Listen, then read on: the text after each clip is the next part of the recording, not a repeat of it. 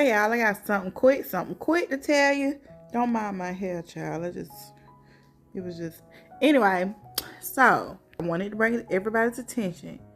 A lot of us feel like us, meaning adults, feel like at our big age, we don't succumb to peer pressure. We absolutely do. Let me give you some examples, and then I'm gonna go into why it's a problem, what it really is, and why it's a problem. All right. Say for instance, you had some kind of idea of something that you wanted to do and you're very excited about it. And as soon as you told somebody else about it, like something we all do, they're not as excited about it as you are. And then they start talking down about it, or it might not even go that far. It just might be you can feel that energy of, that's weird. What are you sure? Like the energy of, that's weird. You're weird. Why do you want to do that? Or their energy of just non-excitement, which honestly, sometimes that just translates to jealousy, envy. You might have said something great, and the reason they not excited about it, or they gonna say something to like plant a seed of doubt in you or throw like water on your fire, is because they know it was a great thing. They know it's a great thing for you, and they don't want you to do it. They don't want you to have it. And it's so strange, or not strange, but it's so messed up how envy works, because don't nobody care if somebody down the street that you don't have to interact with is envious of you. Don't nobody care about that. The messed up part about envy is that it's usually somebody that in your mind you're like, nah. Mm-mm. In your mind, this person don't even look at you in that light to where they can fix themselves to feel that way about you. So to where they can fix themselves like in a way that they want what you have, or they're not happy with their life, but yours looks great, or just certain things. They don't want you to rise up. They don't care if you rise up to this level, but once you get to this level, oh my gosh, like it be the people that you put it past.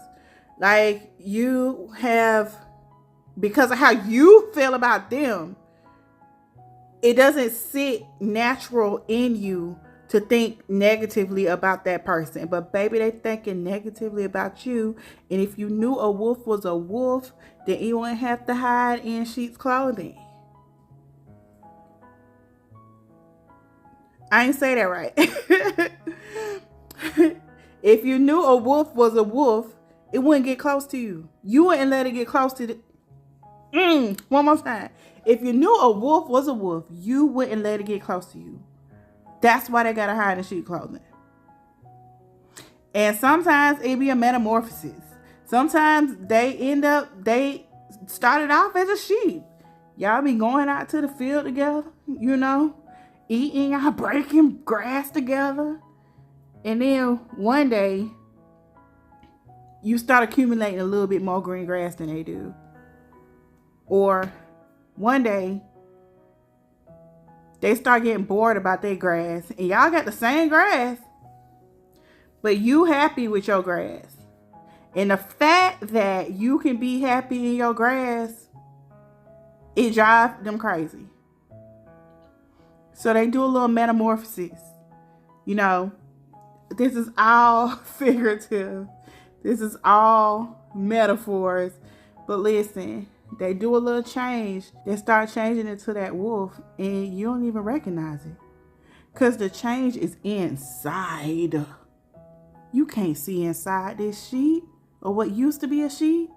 It's a sheep on the outside, but it got wolf tendencies on the inside. And the only thing they do is stew up thoughts about you in their head that are negative and attacking. I don't know the right word I want to use right now, but predatory. There we go. Like, I gotta knock this person off of their square. So I just want you to like take note of those times that you have succumbed to those other people's opinions. Now, some people's opinions, like, this is why looking out for people fruits of the spirit is so good. It's so good for you. It's so good to do, because you can mistake their I guess envious nature. It can be masked with concern, especially if it's somebody who claims to love you. It's natural for people who love you to show concern about you. So you might have an idea that might be different, or maybe not even just an idea, or something that you have going on that might be different, unusual, unique. But, you know, someone who loves you, when they hear it, because it's not normal, they might raise up questions, raise eyebrows, voice, you know, concerns that are not on par with your level of excitement about it. That can be natural because they want to protect you. But here is how you know the difference of whether this is stuff coming out of concern, and I'll talk about that in a minute anyway, or whether it is coming up out of envy. The fruits of their spirit show.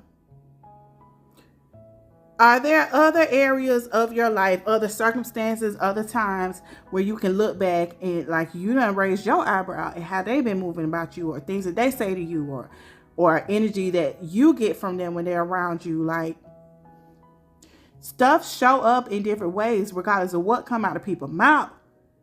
So you got to pay attention to that. Okay. The other thing is that person, you know, when it comes to ideas or opportunities and stuff like that, something that you sure about, and when you mention it or bring it up to that person, or that person catches wind of it, and you sure about it, but they not sure about it, so they want to put their 2 cents in, like it wasn't their vision. The circumstance, the opportunity, the experience was not theirs. They don't have to understand it. We want people to validate things for us so bad, to where you're using them to be sure that you're making the right choices, or you doing the best thing, or this is going to be good. Like, but it's never been their vision. This is stuff that was brought to you or came out of you. So whether they agree with it or not, it's one thing if you go into them and you really are seeking their advice about something. But if you're just sharing something about your life, you really got to look at that. Sharing something about something coming up for you or a person, understand that they don't know what I know. They haven't experienced what I'm experiencing. They don't feel the way I feel. So basically, okay, hear what they got to say, but take it with a grain of salt. And if it is a situation where your intuition is telling you like, okay, this person is too resistant to like everything, every little thing, like they got a concern about everything, you need to listen to what your body telling you about that person. Your body telling you that something ain't right. It ain't the experience, it ain't the opportunity, it's them. It's how they feel about you. But other than that, about this peer pressure thing. So yeah, a lot of us talk about getting knocked off of squares. Like, a lot of us will look for validation in other people, even though it wasn't their vision, their experience. It ain't got much to do with them at all, especially when it comes to life decisions. It's because we're not secure in making our life decision on our own. But what we need to remind ourselves is we ain't got to make our life decisions on our own. We have an all-knowing, all-powerful, all-seeing God that anytime we need advice, we can get advice from the Holy Spirit. Y'all got to open up y'all's spiritual ears, because that's how you miss stuff. You have to ask. Because the other thing is, he can sometimes start giving you signs, giving you answers, speaking to you quietly in your spirit without you asking him a thing. But a lot of times when he sees that you having some discord up in here about an idea, opportunity, whatever, he wants you to ask him. He wants you to ask him for guidance. He will guide you. He will not guide you down the wrong path. He will not guide you down the wrong path. And when it comes to this peer pressure thing, again, like, some of us is too old, baby. You know what people will do? They'll plant little seeds in the back of your mind to manipulate you into doing what they want you to do. That's what it is. That's what it is. They want you to do what they want you to do. And if they're a master, a manipulator, they're going to use all their emotions. They're going to use all the guilt. They're going to try to use your emotions against you by making you feel guilty about something. They're going to come up with a laundry list of reasons because they're going to try to distort your confuse you. They're going to try to distort your logic. You know how they say statistics are funny? Like, you got to watch it with statistics because the same population of data can be skewed to say whatever it is that you want it to say. Master manipulators know how to do that. They can take things that are true, but use loopholes or leave one little detail out or, slant it and use their words wisely to make it seem a different way so that it can support whatever it is that they're trying to make you believe.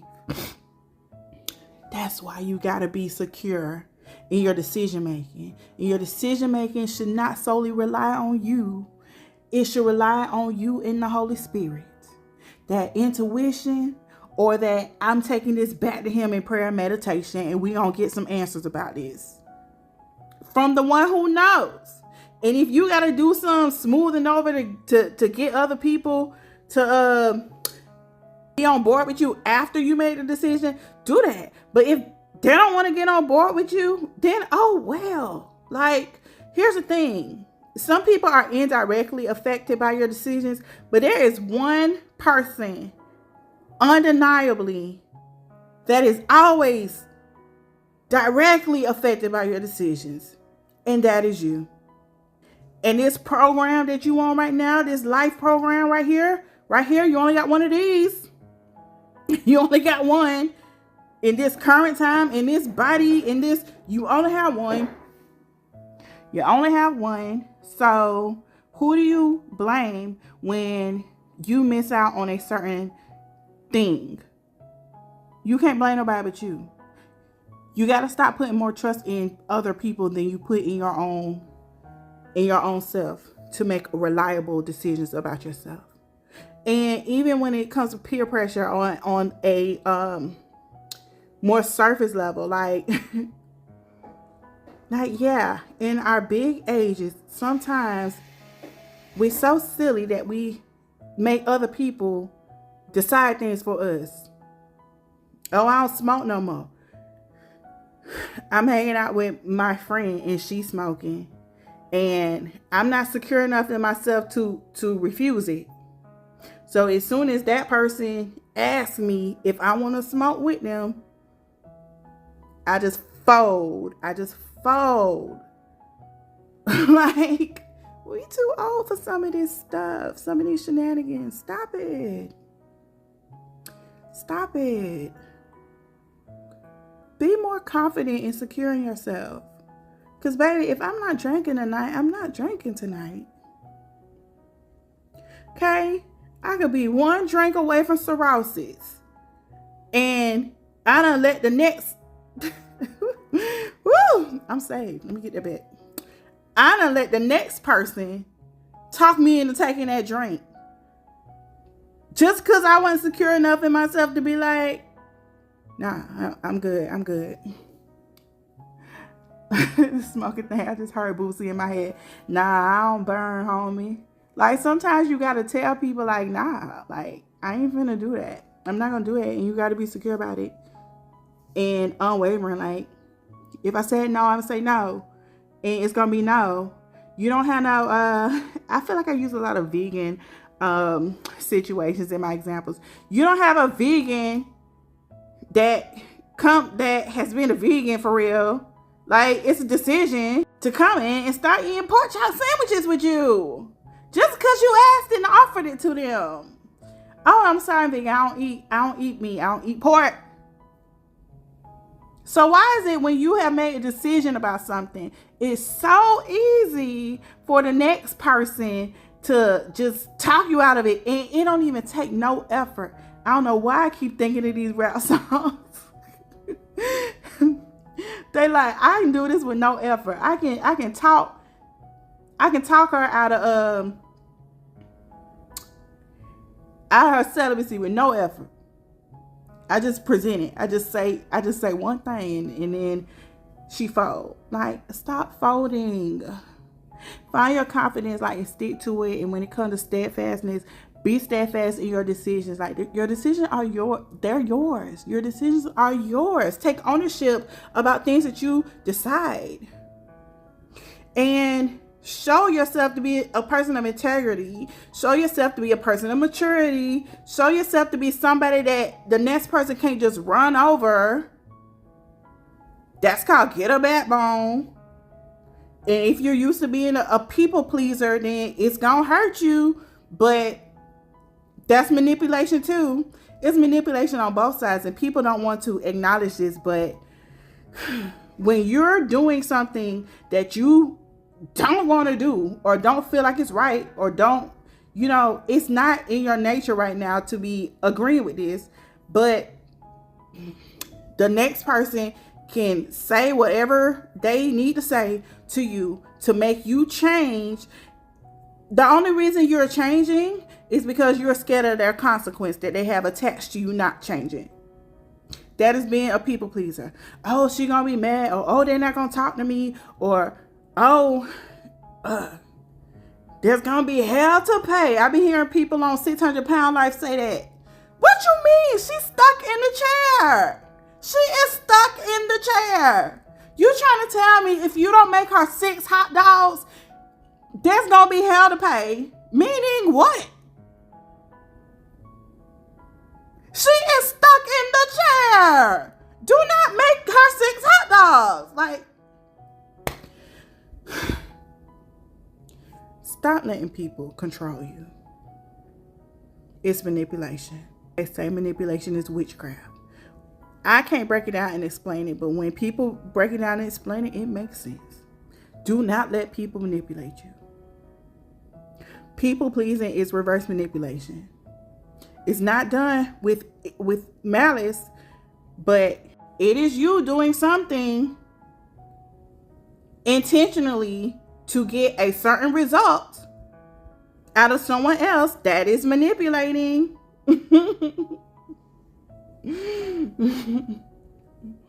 Oh, I don't want them to tell my auntie, so I'ma just do it so that they can be happy with me. Don't nobody happiness mean that much. Like, it might mean something. It might mean a lot. But it shouldn't mean enough to put you in a deficit. Like, everybody has to be responsible for themselves and accountable for themselves. So, you don't turn into an enabler and at the same time making yourself feel unhappy. So that person can't walk on their own 2 feet. You did that. They asked, but you're the one who did it. So now they can't walk on their own 2 feet. They can't be their full selves. And at the same time, you unhappy because you made a choice against something that you really felt like you should be doing. Like, we gotta stop doing this stuff. Like, this is grown-up talk. We have to stop doing stuff like this, okay? It sounded like I was fussing, but I mean, it was just put on my heart. The people pleasing, the manipulation, the peer pressure, the allowing people to play on your top, the envy. Like, check your circle. If they can't get with you doing what's right and best and good, then it's time for them to take a little pause, breather, time out. You can separate yourself. It's called healthy boundaries, whether it's family or friends. Like, it hurts, but it's necessary. It hurts, but it's healing. Like, it's the friction that hurts. It's their resistance that hurts. But that resistance lasts for this long. And then on the other side, you're healing and they're able to figure out how to live within their full selves because you're not being a crutch for them. And whether it's an emotional crutch or a physical crutch, a financial crutch, like, when you stop being a crutch for somebody, they have no other choice but to elevate and figure it out. And that's called being a full person. Okay, we gotta stop playing all these games. I literally had to Google information about setting healthy boundaries and establishing healthy boundaries in friendships and family relationships, and also managing what happens when that person tries to run over your boundary, when that person tries to guilt you out of having your boundaries, and how you should handle that. Because at the end of the day, if something is putting you at a disadvantage and it don't have to, then you need to make changes so that it doesn't exist anymore. That dynamic doesn't exist, not the person. And if that person don't have to be in your circle, that person, those people, I had to space out from several people in my circle, beginning between last November and February. And a lot of them ain't back yet. But I mean, that's a whole nother story. But it hurt. It hurt everybody for this long. But what I reaped after that, because I let the Lord guide me through that, of who need to do what, how I need to establish boundaries, what need to, you know what I'm saying, how to handle it when the boundaries cause discord. I let the Lord lead me through it. I am okay, and they are okay, and we'll all live. But I am thriving right now because that's what I need in order to take certain steps that were going to help me thrive. And it's not selfish. It is taking care of self. You owe people love. The Bible tells you to love. And love is an action. But love don't cost you everything. Love don't put you in a burden. Because that other person is supposed to be loving back. And a lot of times when people are doing these selfish things, it is not actions of love. They are knowingly taking advantage of you. Love at a distance. You have to determine who deserves what in your life. Woo! I just went out on a rant, child, but that's all I got. I hope it was useful. I love you all. To get deeper into this bubbly life with Shay's champagne encouragement, don't forget to like, share, and subscribe. It's poppin'.